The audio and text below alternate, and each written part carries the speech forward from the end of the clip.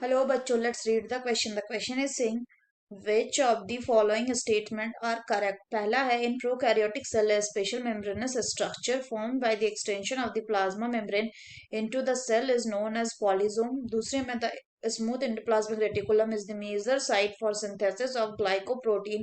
तीसरे में rubisco is the most abundant protein in the whole biosphere. चौथे में mitochondria, chloroplast and peroxisomes are not considered as part of the membrane system of the above statement.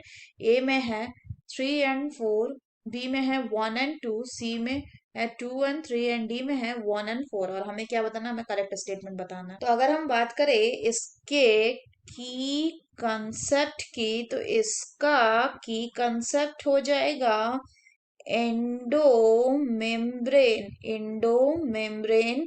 System. तो अगर हम Indo membrane system की बात करें, Indo membrane system ये क्या है, ये ग्रुप है किसका, वैसे सिस्टम का। It is the group of membrane and organelle, group of membrane and organelle. ये मेम्ब्रेन और ऑर्गेनली का ग्रुप है जो किसमें मदद करता है, which works together to modify package and transport. किस चीज को ये मॉडिफाई, पैकेज एंड ट्रांसपोर्ट करने में हेल्प करता है, लिपिड्स एंड प्रोटीन्स। तो अगर हम इंडो मेम्ब्रेन सिस्टम की बात करें तो इसमें कौन कौन से ऑर्गेनल इन्वॉल्व होता है, इसमें इन्वॉल्व होता है आपका endoplasmic reticulum, Golgi and lysosomes जो होते हैं। ये मेनली किसके पार्ट होते हैं, ये पार्ट होते हैं आपका एंडोमेम्ब्रेन सिस्टम के। तो अगर हम एंडोप्लाज्मिक रेटिकुलम की बात करें तो ये दो तरह का होता है, एक होता है स्मूथ एंड दूसरा होता है क्या, दूसरा होता है रफ एंडोप्लाज्मिक रेटिकुलम। जो रफ एंडोप्लाज्मिक रेटिकुलम है ये प्रोटीन सिंथेसिस में मदद करता है। क्यों? क्योंकि इसमें राइबोसोम जो है वो अटैच्ड रहता है। वहीं अगर हम स्मूथ एंडोप्लाज्मिक रेटिकुलम की बात करें तो ये lipid and carbohydrate and steroid hormone का सिंथेसिस करने में हेल्प करता है। अगर हम गोल्गी एपरेटस की बात करें तो ये वैसा एपरेटस है जो किससे बना हुआ होता है, जो कि फ्लैटेंड डिस्क से बना हुआ होता है।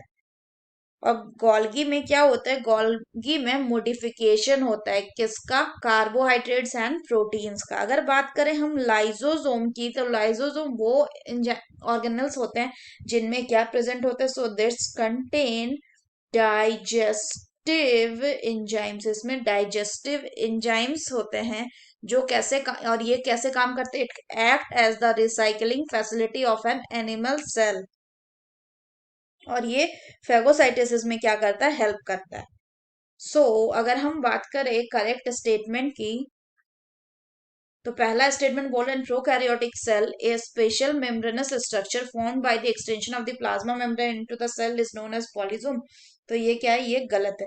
अगर हम दूसरे की बात करें तो दूसरा बोल रहा है स्मूथ एंडोप्लाज्मिक रेटिकुलम, जो ये मेजर साइट है किसके लिए, ग्लाइको प्रोटीन सिंथेसिस के लिए। तो ये कैसा, ये बिल्कुल सही है, क्योंकि यहाँ पे क्या होता है, यहाँ पे ग्लाइकोप्रोटीन्स का भी सिंथेसिस होता है, ग्लाइकोप्रोटीन का भी सिंथेसिस होता है। So the correct option will be option 2 and 3 जिसमें होगा, यानी ऑप्शन से इज द करेक्ट स्टेटमेंट।